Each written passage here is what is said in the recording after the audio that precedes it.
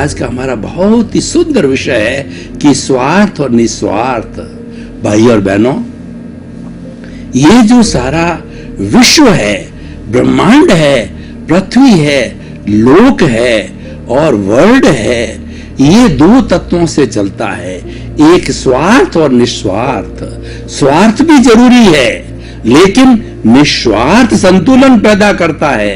अगर अकेला स्वार्थ बढ़ता जाए तो बहुत बड़ा असंतुलन आ जाएगा, और वह बहुत बड़ा असंतुलन जो है वह हमारी सृष्टि को बिगाड़ सकता है, वो मानव जाति को जो है दुखी बना सकता है। इसीलिए स्वार्थ और निस्वार्थ का संतुलन होना चाहिए।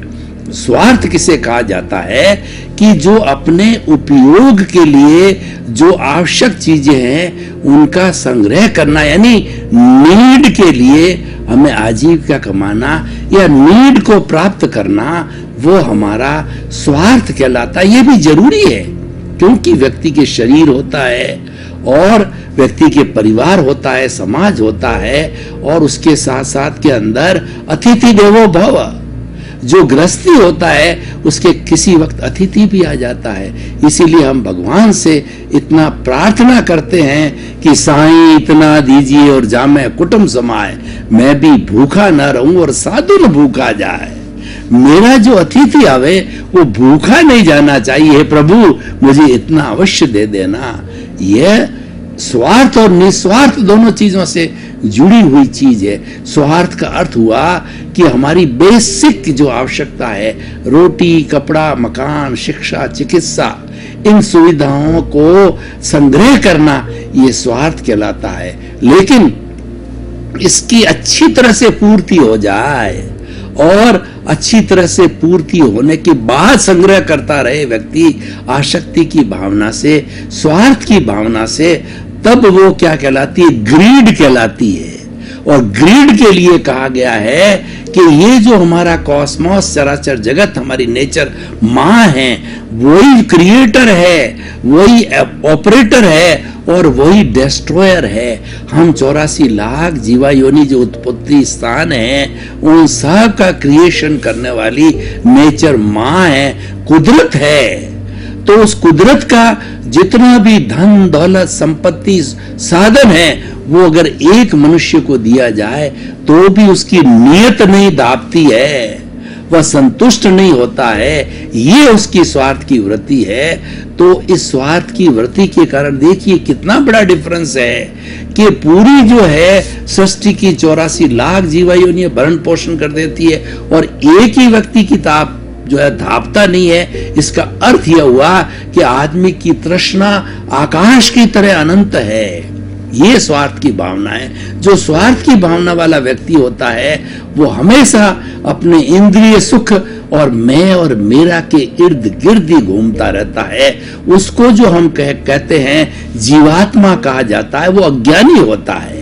और उसके साथ साथ के अंदर वो हमेशा उसका चिंतन इस तरीके का रहता है कि मैंने पिया, मेरे बैल ने पिया, कुआं ढहे तो ढहे, मेरा भला हो जाना चाहिए, दूसरे का कुछ भी बुरा हुआ कुछ भी हो, मुझे उससे कोई लेना देना नहीं है। वो आइसोलेट हो जाता है, वो निरपेक्ष हो जाता है, वो अज्ञानी है। देखिए कि जो हमारी दुनिया है ये सापेक्ष है। एक परिंदा भी इस सृष्टि के अंदर पर मारता है तो पूरी सृष्टि प्रभावित होती है। हालांकि वह वाइब्रेशंस का जगत है, हमको इतना महसूस नहीं होता है, पर ये रियलिटी है। और जिन लोगों ने फिजिक्स पढ़ा है और वाइब्रेशंस को पढ़ा है तो वो जानते हैं साइन थीटा, कॉस थीटा और जो है वेव लेंथ, फ्रीक्वेंसी, ये सारी दुनिया उसी से ही चलती है और उसमें बदलाव होता रहता है। ठोस द्रव में बदलता है, द्रव गैस में बदलती है और गैस जो है वाइब्रेशन से बदलती है। उस वाइब्रेशन के सिद्धांत के आधार पर ही ये पूरा इंटरनेट का और पूरा ग्लोबलाइजेशन हुआ है, वो सारा वाइब्रेशन के सिद्धांत पर ही है। तो मैं आपसे क्या कहना चाह रहा हूं कि स्वार्थ और निस्वार्थ, स्वार्थ के बारे में मैंने बहुत बताया, अब निस्वार्थ की बात करता हूं। निस्वार्थ क्या है कि देखिए निस्वार्थ दो तरह का होता है।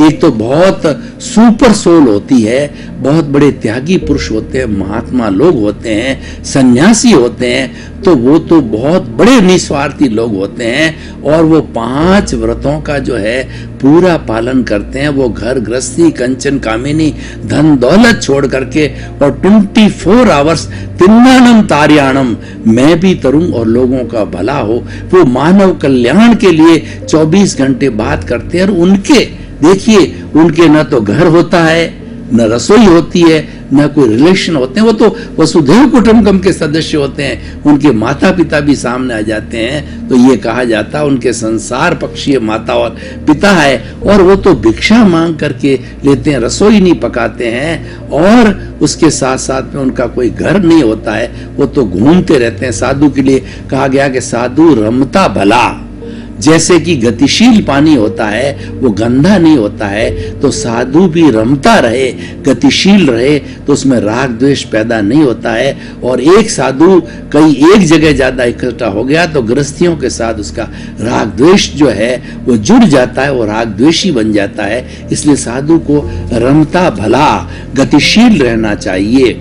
तो भाई और बहनों, निस्वार्थ की भावना ये बताए, वो तो उच्च कोटि के निस्वार्थी लोग होते हैं, लेकिन हर एक इंसान की इतनी ताकत, इतना सामर्थ्य, इतना बल नहीं होता है, लेकिन अपना अपना जैसा दायरा है उसमें भी व्यक्ति निस्वार्थ भावना से हो सकता है। निस्वार्थ भावना कैसे होती है? मान लीजिए कि मेरा सब भरण पोषण का काम जो है हो गया और उसके बाद मेरा कुछ बचता है, तो मैं परोपकार, लोक कल्याण की भावना के अंदर तन मन धन से सेवा दूं, तो वो सारी निस्वार्थ भावना है। देखिए, हमारी भारतीय संस्कृति में सेवा को बहुत बड़ा महत्व दिया है। सेवा निस्वार्थ रूप से की जानी चाहिए। हम पैसे लेकर के और सेवा करें, वो सेवा नहीं होती है। निस्वार्थ सेवा तन से, मन से, धन से की जा सकती है। ये 3 साधन है।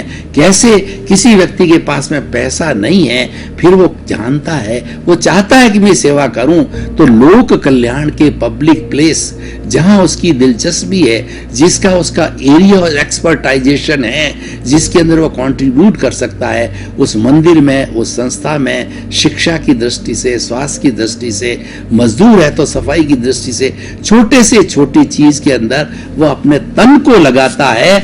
उसका पारिश्रमिक नहीं लेता, उसकी वेतन नहीं लेता, उसका पैसा नहीं लेता। ये निस्वार्थ भावना है।